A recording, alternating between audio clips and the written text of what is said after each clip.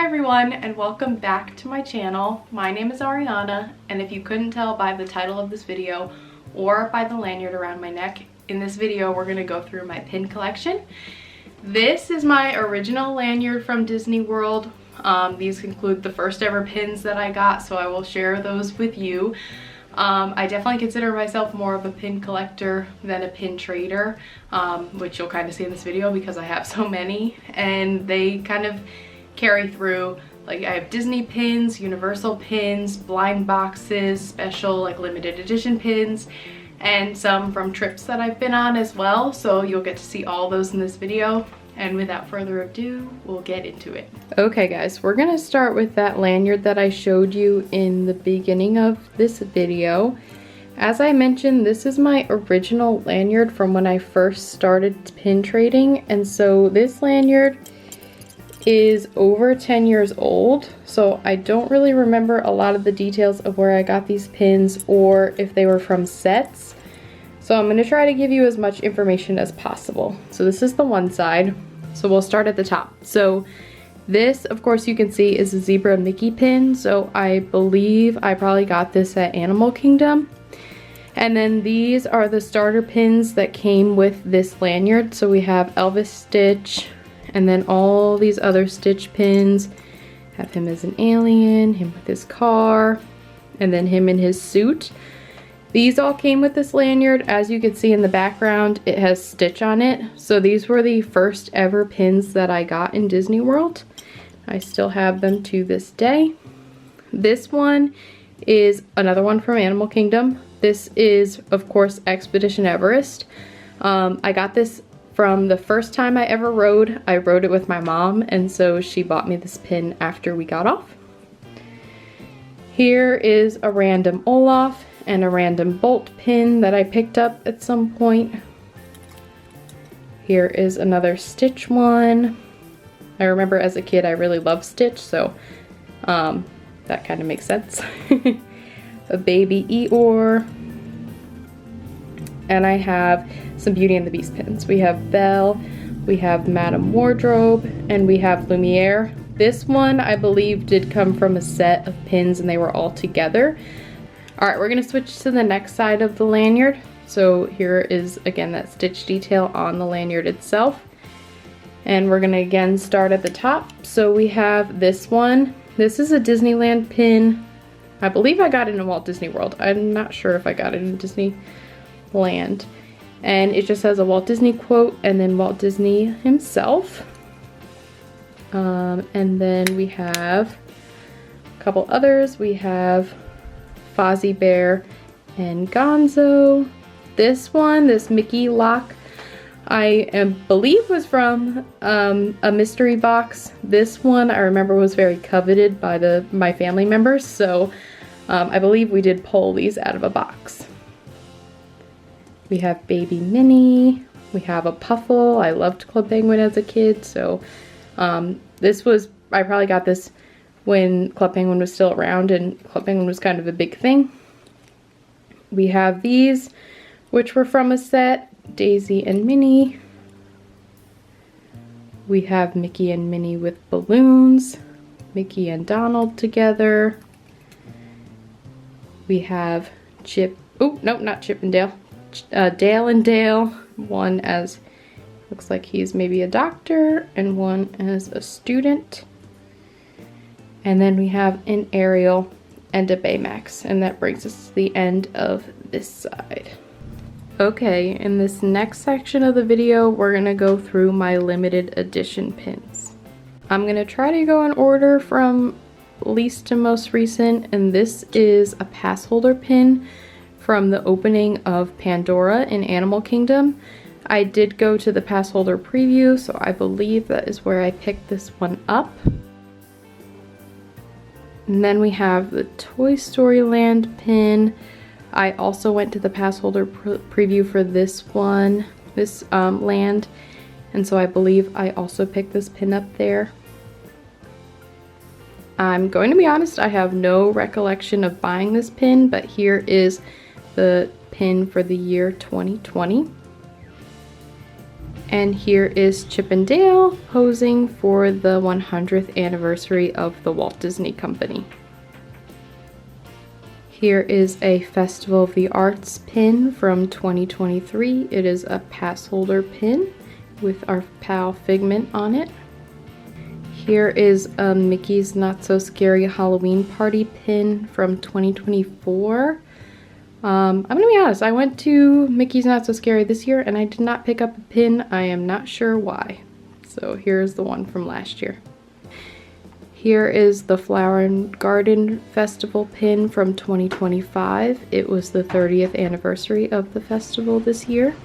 So I picked up this little orange bird pin. And then I actually checked out and saw this Spike the Bee pin, so I decided to pick this one up as well. Again, Flower and Garden, the 30th anniversary. As I mentioned in my previous video, I ran the Springtime Surprise 10K and the theme was Hercules. This was for 2025 and I bought the metal replica pin. Also for the Springtime Surprise Run Disney weekend in 2025, I picked up this pass holder pin. My final limited edition or specialty event pin that I have to show is this Starlight pass holder pin, which I bought after the first time seeing Starlight. I just love the design. Alright, for the next section of this video, we have theme park or ride related pins. This one is for Slinky Dog Dash. I believe I bought this also when I went to Toy Story Land, either for the pass holder preview or once it officially opened. And then here is the pin that I picked up after riding Tiana's Bayou Adventure for the first time. It's got Lewis and some of the friends riding the log flume. And then here is a fun Mickey and Minnie's Runaway Railway pin that slides up and down. Here is another fun pin that we have for Tower of Terror. It's got Mickey and Minnie in the service elevator and... uh-oh! Stitch broke it. This one is not ride related, however, I believe this is the only resort pin I have. So here is the boardwalk with Mickey and Minnie riding a Surrey.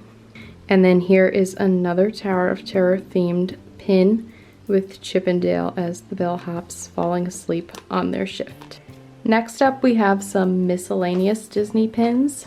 The first of the miscellaneous pins is this fun up house with some beads as the balloons.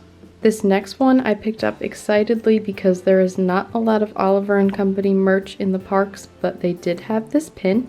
And this next one was a Luca pin limited release after the movie came out.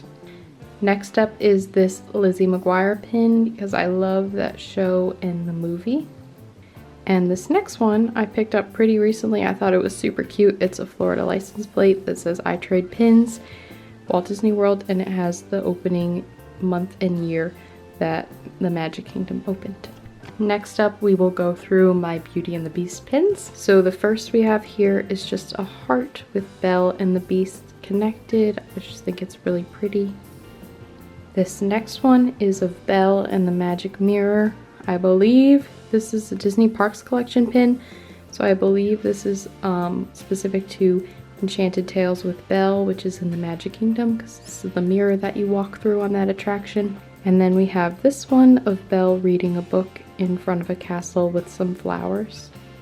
And then we have the Enchanted Rose in a stained glass texture. And these are from a blind box that was Beauty and the Beast themed. And I actually got both that I wanted. This one is of the Enchantress with the prince begging her to not curse him. And this one is of Belle and the prince at the end of the movie. Okay, next I'm going to show you my few Figment pins. This first one says Dream Finding since 1983. And actually, when I was first prepping for this video, I just noticed that Figment's face is at the bottom. That one's cute. This is my most recently acquired Figment pin. When I was in Epcot at Connections, I saw this pin and I had to get it. And it's got a little Remy as well, and one of the little snowmen from Frozen.